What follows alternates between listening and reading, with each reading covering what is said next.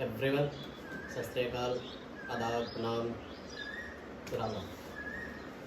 मैं प्रांजल ब्रजेंद्र एक सक्रिय बिहारी के तौर पे आपसे बात करना चाहता हूँ।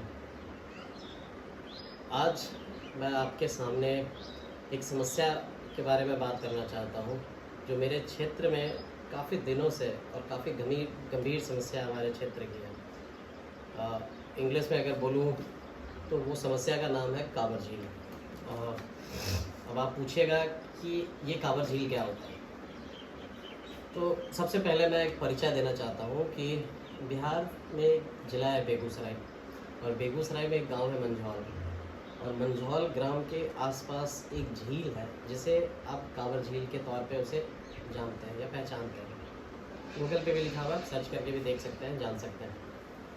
अब इंग्लिश में इसे समझाऊँ तो कांवर झील और a कांवर ताल is basically a wasteland that is located in a Begusarai district of Bihar, is one of the India's largest fresh water oxbow lake.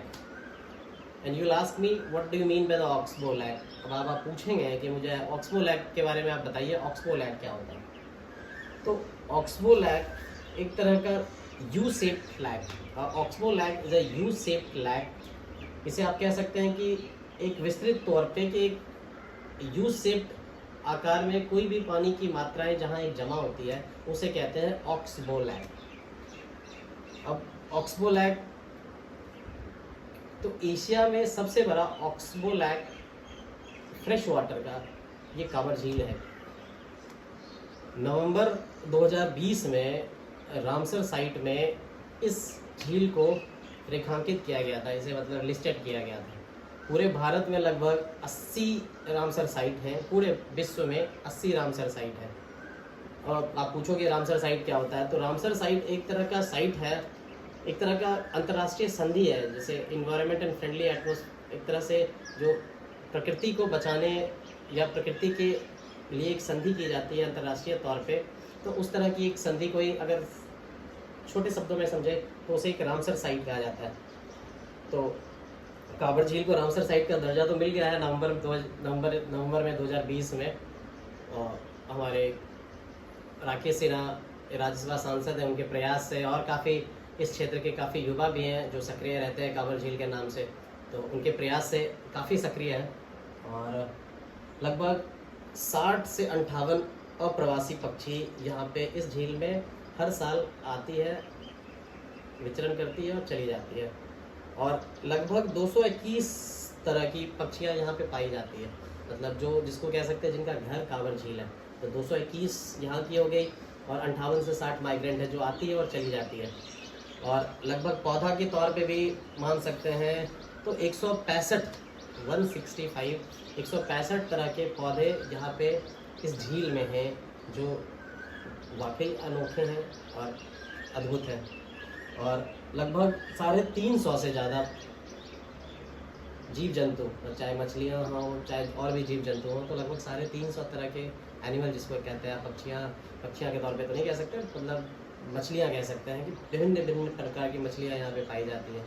तो अगर इस झील पे केंद्र सरकार और राज्य सरकार का अगर थोड़ा सा भी ध्यान एकाग्र होगा, ध्यान दी जाएगी, तो समझिए कि इस क्षेत्र का बहुत बड़ा प्रॉब्लम सॉल्व हो जाएगा। और नेता आते हैं जाते हैं, पॉलिटिक्स होती रहेगी। जात पे पॉलिटिक्स बिहार में होती है, आपको भी पता है कि जात से ऊपर पॉलिटिक्स बिहार में होती नहीं है। और काफ़ी विकास इसकी वजह से अवरुद्ध हो गया है। और मतलब बिहारी शब्द भी अपने आप में थोड़ा सा अजीब लगता है आज के डेट में, क्योंकि आप बाहर जाओ तो लोग उस निगाहों से देखते हैं कि जैसे बिहारी का मतलब अशिक्षित है, मगर ऐसा है नहीं, क्योंकि सबसे ज़्यादा शिक्षित और पढ़े लिखे और अपने अपने क्षेत्र में बहुत अच्छा करते हैं, ऐसा है। तो छोड़िए, इस मुद्दे पे बात नहीं करते हैं कांवर झील पे।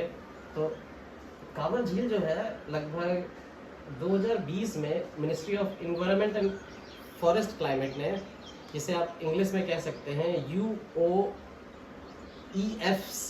मतलब MOEFCC ने इसे रामसर साइट का दर्जा दिया था।